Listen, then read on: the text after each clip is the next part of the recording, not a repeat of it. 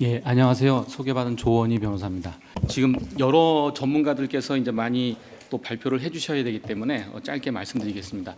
STO 가이드라인이 나온 지 이제 한 2달 정도 되는 것 같습니다. 사실 4월 말에 이제 세미나를 한다 그랬을 때 이거 한번 다 휩쓸고 갈 텐데 2달 뒤에 이 세미나가 뭘 초점으로 해야 될까라는 생각을 했었는데 오늘 오면서 생각해 보니까 잘 됐다라는 생각이 한편으로 들었고요. 왜냐하면 그 사이에 이제 여러 세미나들을 통해서 이제 많은 의견들이 좀 오고 갔습니다. 그래서 정리될 수 있는 쟁점들은 또 많이 정리됐고, 또 이해 안 됐던 부분들도 이제 정부 쪽의 입장들을 통해서 이해된 부분이 있어서 오늘 이제 세미나는 사실 그간의 논의들을 좀 종합하면서 향후 입법화할 때 어떤 부분들이 좀 더 중점적으로 고민돼야 되는지를 최종적으로 정리하는 자리가 아닐까 싶습니다. 이제 정부에서 발표한 그 STO 가이드라인 정비 방안에 대해서는 사실은 대부분 다 많이 알려져 있기 때문에 오늘 이 자리에서는 이제 이 내용은 구체적인 내용은 좀 생략하기로 하고요. 다만 이제 계속 논의되고 있는 것이 결국 투자계약 증권의 범위를 어떻게 볼 거냐 하는 부분들에 대한 논란입니다. 예를 들어서 이제 정부 쪽에서는 뭐 이 정도면은 충분히 기준이 설정됐다라고 이제 한편으로 얘기하고 있고, 또 실제 실무하는 과정에서 보면은 이제 여전히 논란이 많습니다. 한쪽에서는 이제 투자계약 미국 법상의 이제 하위 테스트에 의한 투자계약 증권의 기준이 사실상 우리나라에도 그대로 도입됐다라고 하면서 넓게 또 이것을 해석하는 의견이 있는 반면에 우리나라의 규정에 맞춰서 그 부분들을 좀 제한적으로 해석하는 의견도 있습니다. 그래서 저는 이제 말씀드리고 싶은 거는 사실 우리보다 조금 일찍, 예를 들어서 싱가포르라든지 스위스 같은 경우에는 이제 토큰 증권, 그러니까 증권형 토큰과 그 다음에 이제 페이먼트 토큰, 유틸리티 토큰에 대한 사실은 그 기준을 벌써 한 5, 6년 전부터 명확하게 가져가면서 그 사례들을 많이 이제 축적해 오고 있는 상황입니다.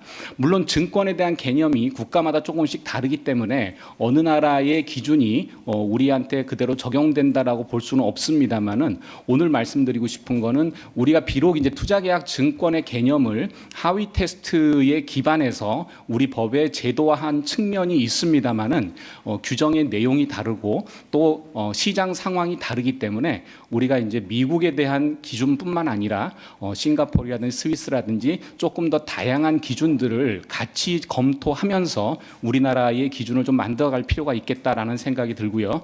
그리고 이제 조금 더 이제 정부 측에서도 그런 이제 준비를 하고 있다고 들었습니다만은 구체적인 사례들, 기준점들에 대해서 조금 더 구체적인 안내가 있었으면 좋겠다라는 생각이 듭니다.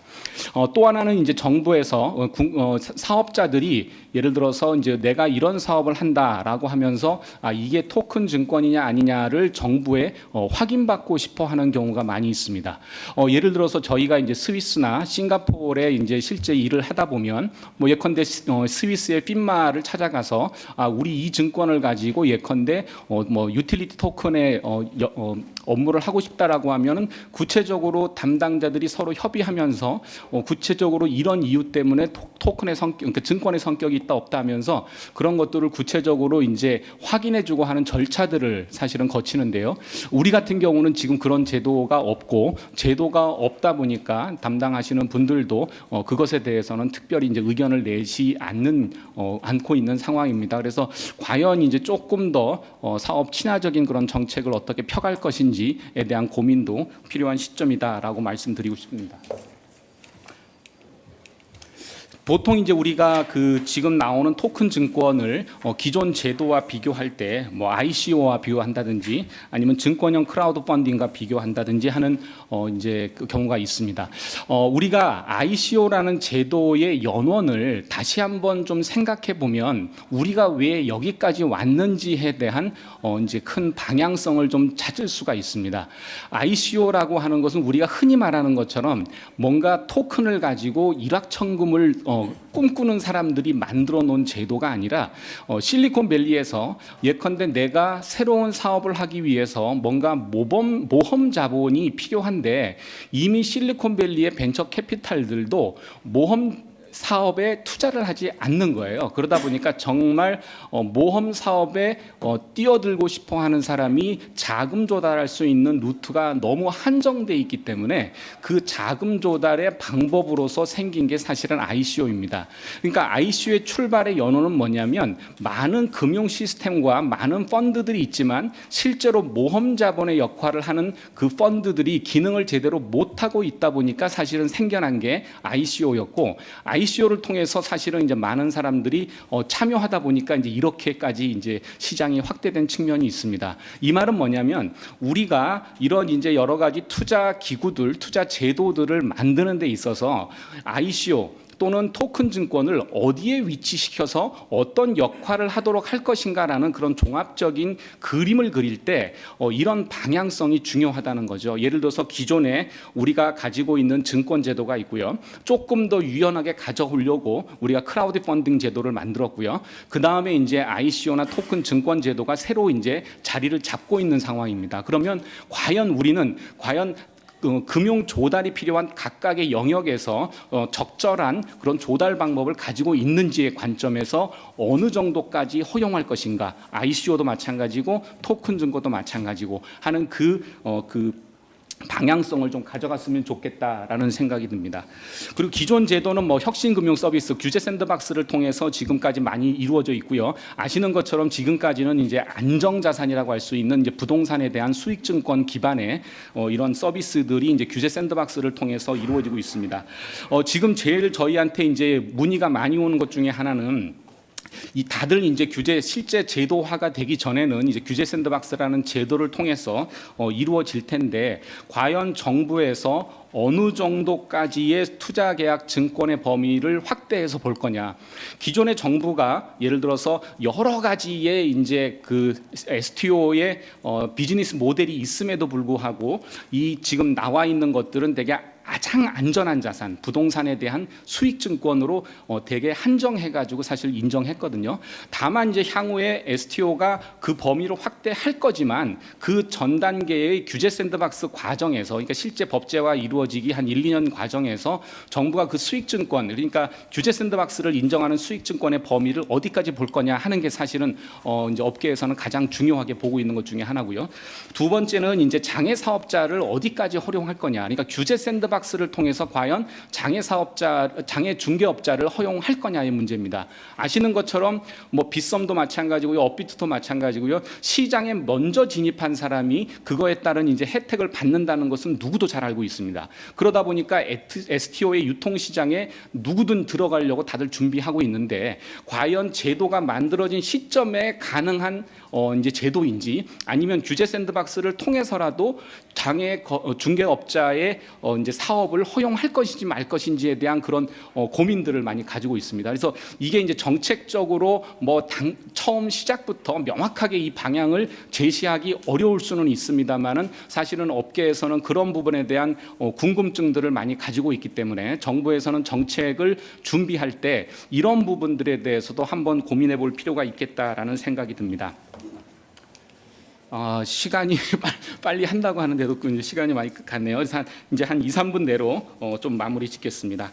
자, 국내에서의 토큰 사업의 절차와 한계입니다. 아까 말씀드린 대로 결국은 이제 수익 증권이냐, 투자 계약 증권이냐 하는 부분에 대한 문제를 미국 정책이나 판례에 편향되지 말고 좀 다양하게 봤으면 좋겠다라는 말씀을 드리고요. 그 다음에 이제 해외 부분입니다. 사실 그 전에 ICO가 대부분 다 해외로 갔던 이유는 국내에서 금지되기 때문에 해외를 갔었는데요. 지금의 상황은 이게 바람직하다라고 볼 수 있겠죠. 해외나 우리나 규제 상황이 크게 다르지 않습니다. 그러다 보니까 해외로 간다고 해서 뾰족한 수가 생기지는 않는 상황이에요. 그렇지만 사실은 이제 예를 들어서 해외의 STO 거래소 또 해외의 STO 발행기관을 통해서 만약에 토큰을 유통한다고 할 때 과연 이제 국내 자본시장법이 어디까지 역외 적용이 될 수 있을지에 대한 그런 논란이 있습니다. 왜냐하면 아직 준비되지 않은 상황에서 이제 사업을 당장 시작하기 위해서는 결국은 이제 조금 더 유연한 제도를 가지고 있는 그 해외로 갈 수밖에 없는 상황이라는 거고요. 그 다음에 이제 기술 부분에 있어서는 지금 분상원장 기술, 그러니까 법상 규정 지금 제한되고 있는 그 기술이 어느 기술이냐에 대한 논란이 있습니다. 사실상 이거는 이제 블록체인, 그러니까 우리가 퍼블릭 체인 으로서의 블록체인을 포기했고 프라이빗 체인으로 사실 제도를 맞춘다라고 사실은 업계에서는 이해하고 있지만 또 정부 관계자는 사실 그렇지 않고 퍼블릭 체인을 통해서도 사실 할 수 있다 뭐 이런 얘기들을 제가 들은 바가 있습니다. 그래서 이 기술 내용에 대해서도 조금 더 구체적인 가이드라인이 필요한 상황이 됐다라고 볼 수 있겠습니다. 자, 그러면 향후 저희가 조금 더 고민해 봐야 될 포인트들만 말씀드리겠습니다. 그래서 결국은 향후 이 제도가 입법화되는 과정에서 우리가 조금 더 주의 깊게 봐야 되는 것은 이 이제 규제 샌드박스 혁신금융 서비스 지정이 어디까지 지금 확대될 거냐에 대한 그 부분을 조금 더 우리가 주의 있게 봐야 될 것 같고요. 현재 지금 발행인이 직접 계좌 관리를 할 수 있도록 발행인 계좌 관리 기관의 요건을 마련하고 있습니다. 근데 사실은 이게 지금 매우 엄격하다 보니까 아까 말씀드린 대로 기술적인 요건에도 한계가 있고요. 그리고 이제 총량 관리도 하고 있습니다. 그러다 보니까 과연 이제 발행인 계좌 관리 기관의 실질적인 제도적 의미가 있을까 하는 그런 이제 의문점들이 좀 생기고 있습니다. 그리고 기본적으로는 발행과 유통을 이제 겸용하겠다, 그러니까 분리하겠다라는 거 원칙이긴 하지만 사실은 어느 경우에는 겸용하지 않으면 수익성이 없다든지 아니면 이미 가지고 있는 그런 기술이나 플랫폼을 한쪽에만 써야 되는 그런 한계들이 있습니다. 그래서 이런 것들을 어떻게 조금 더 겸용에 대한 부분들을 실제화할 것인가 하는 부분에 대한 논의가 필요하고요. 그다음에 마지막으로 저희 이제 오늘 이제 증권사에서도 많이 왔습니다만은 이 STO가 정착되기 위해서는 결국 의미 있는 이제 자산들이 많이 이제 STO로 발행돼야 되는데 최근 들어서 부동산 시장이 어려워지면서 이제 STO 수요가 늘어나고 있다라는 그런 보도도 있고요. 우리나라 한류라든지 그다음에 탄소 배출권이라든지 환경 관련된 그런 자산들이 조금 더 STO에 효율적으로 많이 활용될 수 있도록 노력이 필요한 것 같습니다. 그래서 초기에 증권사가 주도할 수밖에 없는 시장 구조, 제도를 가지고는 있습니다만은 조금 더 증권사가 유연하게 많은 플레이어들과 협업을 통해서 이 제도가 정착되도록 준비가 많이 필요하겠다 싶습니다. 이상입니다.